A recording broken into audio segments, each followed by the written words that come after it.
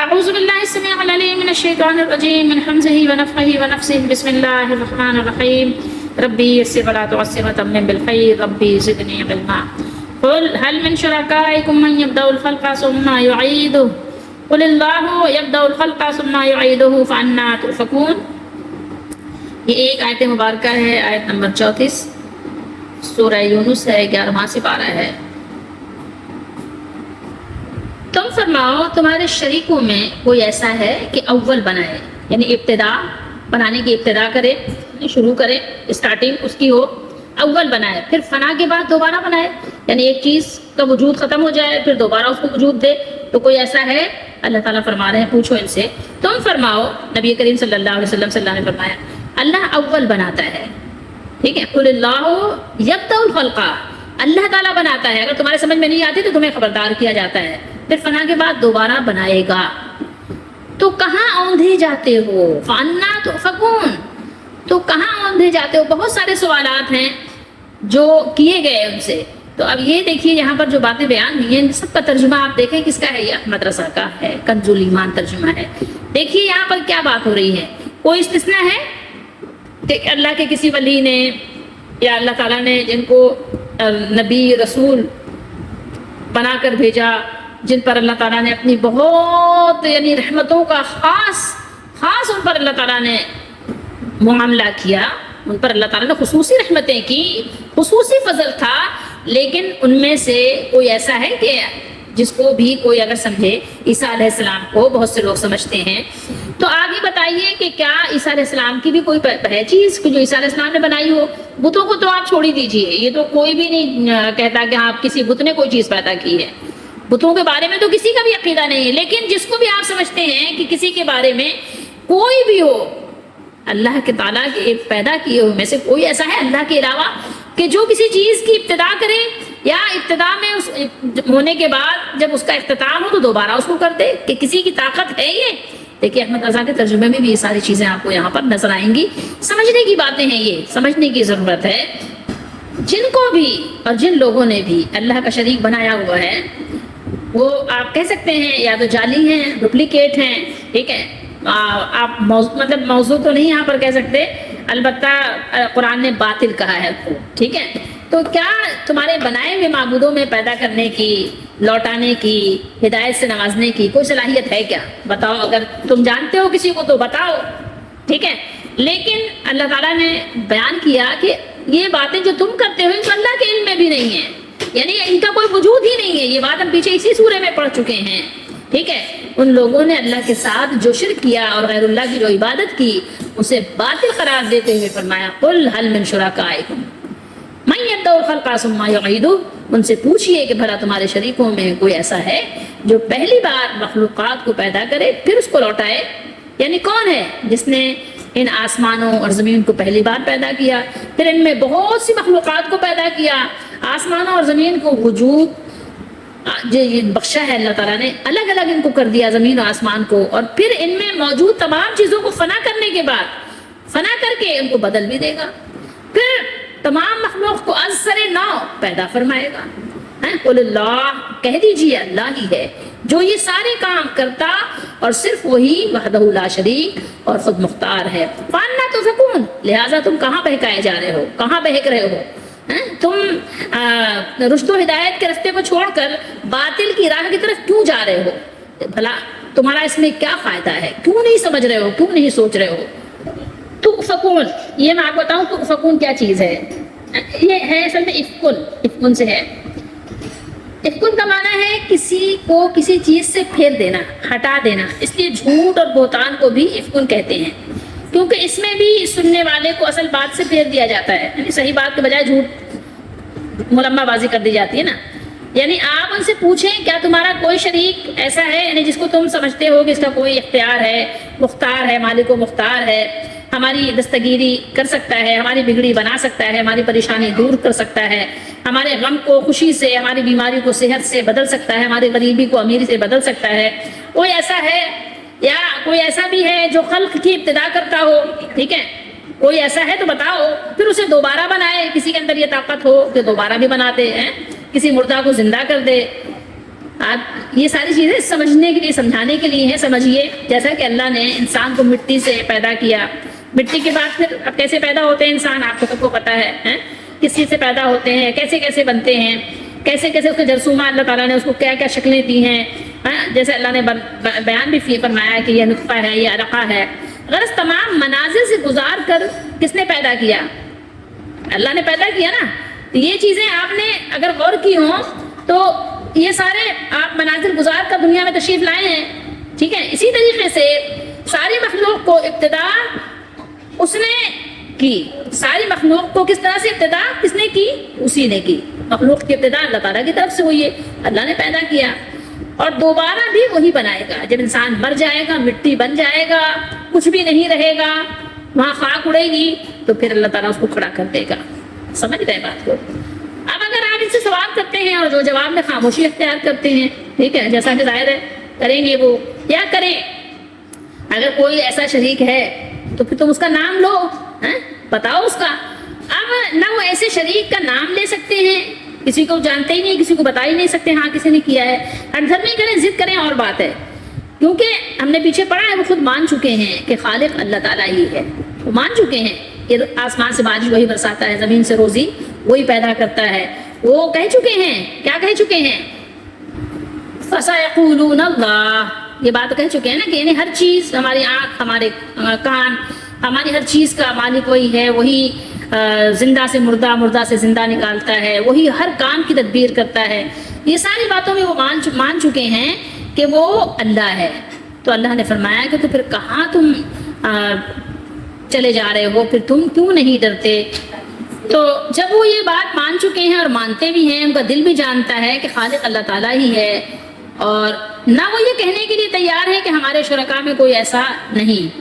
ٹھیک ہے، یہ بات وہ نہیں مانتے، کسی نہ کسی انداز سے لے آتے ہیں اپنے شرکاء کو، کیونکہ اس سے ان کے شرکاء کی حقیقت کھلتی ہے. پتہ چلتا ہے نا کہ وہ بے بس ہیں، کچھ نہیں ہے ان کے پاس اختیار سوائے اللہ کے، اور ان کی بے بسی ظاہر ہوتی ہے. اس لیے وہ جواب ہی نہیں دیں گے، خاموش ہو جائیں گے. اگر وہ جواب نہ دیں تو آپ خود فرمائیں کہ وہ صرف اللہ تعالیٰ ہی ہے جو پہلے پیدا کرتا ہے، دوبارہ بھی وہی اٹھائے گا. پھر اس کے بعد تم کیسے گوارا کرتے ہو، اس کے باوجود تمہیں کیسے یہ گوارا ہوتا ہے کہ سیدھے راستے یعنی توحید کو چھوڑ کر صاف گمراہی، شرک کی طرف پھیر دیے جاؤ، جو سراسر افک ہے، جھوٹ ہے. جھوٹ کی طرف کیسے تم چلے جاتے ہو؟ کیسے تمہارا دل یہ گوارا کرتا ہے؟ تم کیوں نہیں سمجھتے؟ اپنے آپ کو کیوں دھوکہ دیتے ہو؟ اللہ تعالیٰ نے قرآن میں فرمایا نا کہ جب ایک اکیلے اللہ کا ذکر کیا جاتا ہے تو یہ لوگ جو اللہ کا شریک ٹھہراتے ہیں ان کے دل بجھ جاتے ہیں، اور جب اس کے ساتھ شریکوں کو ملا دیا جاتا ہے تو یہ خوش ہو جاتے ہیں، جب یہ خوشیاں مناتے ہیں. سوچئے کیسی چوٹ ماری ہے اللہ تعالیٰ نے. اب یہاں پر کسی کے دل میں یہ وہم یا وسوسہ تو آ سکتا ہے نا کہ بتوں کے بارے میں تو بات ٹھیک ہے کہ وہ باطل خدا ہیں، ٹھیک ہے، اور بتوں اور باطل خداؤں کے پجاریوں سے یہ سوال تو پوچھا جا سکتا ہے اور پوچھا جا رہا ہے. ٹھیک ہے، یہ تو سوال ان سے بنتا ہے کہ پوچھا جائے کہ بھائی یہ تو باطل ہیں. لیکن یہ وسوسہ آ سکتا ہے کہ انبیاء علیہ الصلوۃ والسلام وہ تو بڑی ہستیاں ہیں، وہ شخصیات اس کیٹیگری میں تو آ بھی نہیں سکتی، سوال ہی پیدا نہیں ہو سکتا. صحیح ہے بات. اور اسی طریقے سے اولیاء اللہ، ٹھیک ہے، صحابہ کرام، ان کے بارے میں تو تصور بھی نہیں کیا جا سکتا. وہ تو ظاہر ہے اللہ کے خاص الخاص ہیں، اس میں کوئی شک بھی نہیں ہے. ان کا ادب بھی ہے، ان کی یعنی جو زندگی ہے ہمارے لیے مشر راہ بھی ہے، ٹھیک ہے، وہ ہمارے لیے رول ماڈل بھی ہیں. تو ان کے بارے میں ایسا کیسے ہو سکتا ہے؟ تو بات یہ نہیں ہے، بات یہ ہے کہ کسی نے کسی کو بھی اگر اللہ تعالیٰ کے ساتھ شریک کیا ہے، ٹھیک ہے، چاہے وہ حضرت علی رضی اللہ تعالیٰ عنہ، چاہے وہ حضرت امام حسین رضی اللہ تعالیٰ عنہ یا کوئی اور، اسی طریقے سے چاہے وہ عیسیٰ علیہ السلام ہو، چاہے وہ عزیر علیہ السلام ہو، یا چاہے وہ محمد رسول اللہ صلی اللہ علیہ وسلم ہو، کوئی بھی ہو، یاد رکھیے کہ اللہ کا شریک کوئی بھی نہیں ہے. کہیں پہ بھی اللہ تعالیٰ نے کوئی استثناء نہیں دی کہ آپ فلاں کو بنا لیں، میں نے فلاں کو اختیار دیا ہوا ہے.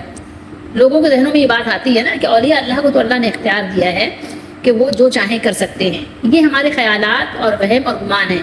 اگلی آیت میں یہ بات بھی اللہ تعالیٰ نے بیان فرما دی کہ پیروی گمان کی نہیں کی جاتی. ٹھیک ہے، منطق میں ایک قاعدہ پڑھایا جاتا ہے نا کہ گمان یقین کے مقابلے میں فائدہ نہیں دیتا. تو بات یہاں سمجھنے کی ضرورت ہے پوچھا جا رہا ہے کہ یہ بتاؤ کہ اس عالم ہست و بود کو پیدا کس نے کیا ہے؟ سب سے پہلے تو تم یہ بتاؤ کس نے پیدا کیا ہے، کس کا نام لوگے، کس کے بارے میں تم جانتے ہو، اور قیامت کے دن، قیامت کے روز کون انہیں دوبارہ زندہ کر کے میدان حشر میں لا کھڑا کرے گا؟ کون ہے؟ ہڈیوں کو، ہڈیوں کے چورا کو، یہ ریزہ ریزہ کو، یہ ذرات کو، یہ ہواؤں میں بکھرے ہوئے آپ کے جو اجزاء کو کون اکٹھا کر کے کون دوبارہ ان میں جان ڈالے گا؟ کیا تمہارے یہ معبودان میں سے کسی میں ایسی طاقت ہے، کسی بات پر اس میں سے یہ لوگ کوئی قادر ہیں اللہ کے علاوہ؟ کیا آسمان کا سائبان انہوں نے تانا ہے، چمکتے ہوئے دمکتے ہوئے انگنت تارے انہوں نے اس کی بساط پر ٹانکے ہیں جو آسمان بچھا ہوا ہے چھت پہت کی طرح ہمارے اوپر؟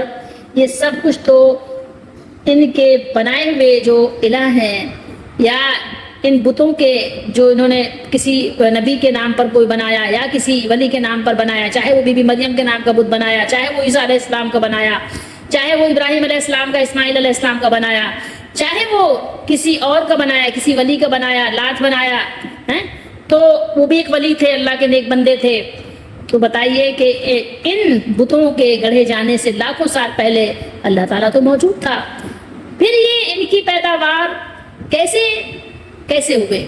بتائیے، یہ تو خود ہی نہیں تھے، یہ تو خود ہی نہیں تھے، ان کو تو خود اللہ تعالیٰ نے پیدا کیا ہے، اس کی شان ہے۔ کیا پیدا کرنے والا پیدا کی جانے والی چیز سے خود بعد میں پیدا ہوتا ہے؟ کیا یہ زمین کا فرش ان لوگوں نے بچھایا ہے؟ کیا اس پر فلک بوس پہاڑ انہوں نے کھڑے کیے ہیں؟ کیا پانی اور خشکی کی آفرینش میں ان کا کوئی حصہ ہے؟ ہرگز نہیں۔ تو پھر یہ بت کائنات کے خالق کیوں کر ہو گئے؟ تو جب اس محیب اور پر عظمت جہاں کو پیدا کرنے پر وہ قادر ہے تو اسے دوبارہ زندہ کرنے کی بھی وہ قدرت رکھتا ہے۔ اور تمہارے یہ معبود جن کو تم اللہ تعالیٰ کا شریک مانتے ہو یا خدا مانتے ہو یا خدا مان کر ان کی پوجا کرتے ہو، کوئی بھی طریقہ اختیار کر لو، چاہے اپنے طرف سے یہ کہہ لو کہ اللہ نے ان کو اختیار دیا ہوا ہے، اللہ تعالیٰ نے ان کو مالک و مختار بنایا ہے، کچھ بھی کوئی بھی انداز اختیار کرو، لیکن بات وہی آ جاتی ہے الٹ پھیر کر کہ تمہارے ماننے سے کچھ بھی نہیں ہوتا۔ پیدا کرنا، پھیلانا، بھیجنا، یہ سارا کام سب کچھ اللہ تعالیٰ کا ہے۔ ان سب میں سے یہ لوگ جن کو تم سمجھتے ہو کہ ان کی بھی کوئی قدرت ہے، ان کی کوئی قدرت نہیں، یہ قادر نہیں، تو پھر خالق حقیقی اور الہ برحق کے سوا کسی اور کو خدا کیوں مانتے ہو؟ کیوں مانا جاتا ہے بتاؤ؟ اور اللہ تعالیٰ کے سوا کسی کی عبادت کیوں کی جائے؟ سورہ شورا میں اللہ تعالیٰ نے ارشاد فرمایا لیسا کمثلہ شیء وہو السمیع البصیر، اس کے مثل کوئی چیز نہیں اور وہ سننے والا دیکھنے والا ہے۔ تو یہ ہمارے ذہن میں ہر وقت ہونا چاہیے کہ اللہ تعالیٰ کی طرح اس کی مثل تو کوئی ہو ہی نہیں سکتا، لیکن اس کے برابر بھی کوئی نہیں ہو سکتا، اس کا کفو بھی کوئی نہیں ہو سکتا۔ وَلَمْ يَكُنْ لَهُ كُفُوًا أَحَدٌ۔ یاد رکھیے کہ اللہ تعالیٰ نے کسی کو یہ اختیار نہیں دیا۔ معجزات کو یا کرامات کو آپ اللہ تعالیٰ کے جو یعنی قدرت ہے اس سے نہیں ملایا کریں، یہ سب اللہ کے حکم سے، اللہ کی اجازت سے وقوع پذیر ہوتے ہیں۔ معجزات اللہ تعالیٰ دیتے ہیں، جب اللہ کسی کو رسول بناتے ہیں علیہ السلام تو ظاہر رسالت کی سچائی، صداقت کے لیے اللہ تعالیٰ معجزات بھی عطا فرماتے ہیں کہ لوگوں کو پتہ چلے نا کہ غیب پر ایمان لائے ہیں۔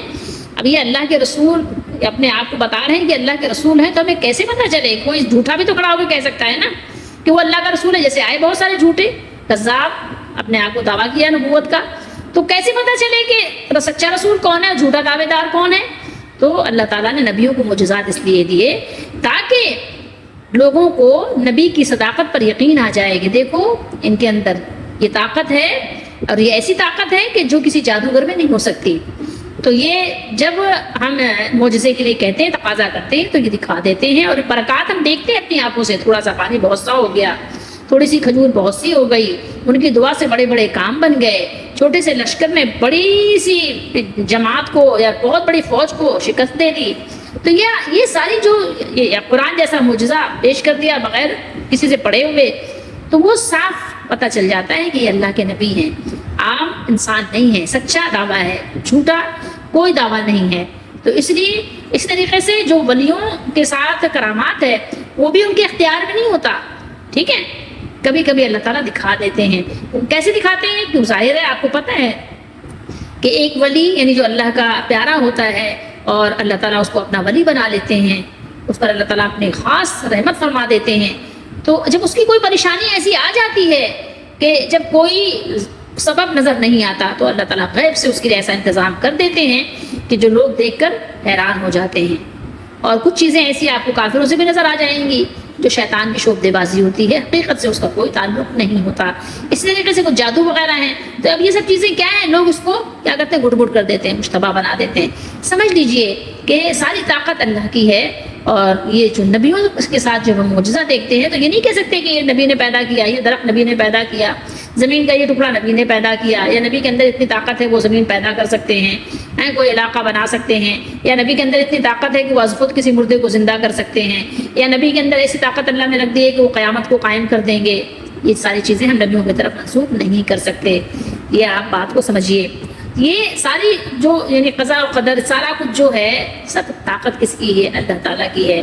اللہ تعالیٰ کی بہت ساری صفات ہیں. تو ایک صفت یہ بھی ہے کہ وہ جو چاہتا ہے کر گزرتا ہے، اس کے ارادے کے بغیر کسی شے کا وجود نہیں، اور اس کی مشیت سے کوئی چیز باہر نہیں. کائنات کا ہر ذرہ اس کی تقدیر کے ماتحت ہے، اور اس کے حکم سے وجود پذیر ہوتا ہے. اس کی مقرر کردہ تقدیر سے کسی کو مفر نہیں ہے، کوئی فرار نہیں حاصل کر سکتا. اور لوح محفوظ میں جو لکھا جا چکا ہے اس سے آگے بڑھنے کی گنجائش نہیں ہے. کائنات میں لوگ جو کچھ کر رہے ہیں وہ سب اللہ کے ارادے سے ہے. سمجھ رہے ہیں آپ بات کو؟ اللہ کے ارادے سے ہے. یہ دیکھیں ایک چیز اور بھی ہے کہ اللہ تعالیٰ نے ایک امتحان تو دیا ہے، لیکن اللہ نے آپ کو بھی تو عقل دی ہے نا. آپ کو عقل دی. آپ چھری سے کیا کاٹتے ہیں؟ چھری سے کاٹنے والی چیز کاٹتے ہیں نا. ایسا تو نہیں کہ چھری سے آپ ایک دوسرے کو کاٹنے لگ جائیں تو آپ کہیں کہ نہیں اللہ تعالیٰ کے ارادے سے ہو رہا ہے. یہ اس بات کو بھی سمجھیے. ہاں اگر اللہ بچانا چاہے تو لوگ اس کے حکم کے خلاف ورزی نہیں کر سکتے. اگر اللہ زبردستی والی بات ہو تو پھر زبردستی تو اللہ تعالیٰ سب کو تابع فرمان بنا دیں، فرما بردار بنا دیں. اور اگر چاہے کہ سب اس کی اطاعت کریں تو سب کے سب اس کی اطاعت کریں گے. لیکن اللہ تعالیٰ نے امتحان رکھا ہے. اس نے مخلوق کو اور ان کے افعال کو پیدا فرمایا ہے، اور ہر ایک کا رزق اور زندگی متعین کر دی ہے. اور جسے چاہتا ہے اپنی رحمت سے ہدایت یاب کر دیتا ہے، اور جسے اللہ تعالیٰ چاہتے ہیں کہ چھوڑ دے تو پھر ظاہر ہے کسی سے اللہ ناراض ہو جائیں، کسی کے عمل سے اللہ تعالیٰ ناخوش ہو جائیں تو پھر یہ کہ اس کو کوئی راہ راست پر لا بھی نہیں سکتا. تو اس لیے ہمیں ضرورت ہے کہ ہم اپنے مولا کو راضی کریں اور اس کا شریک کسی کو نہیں بنائیں.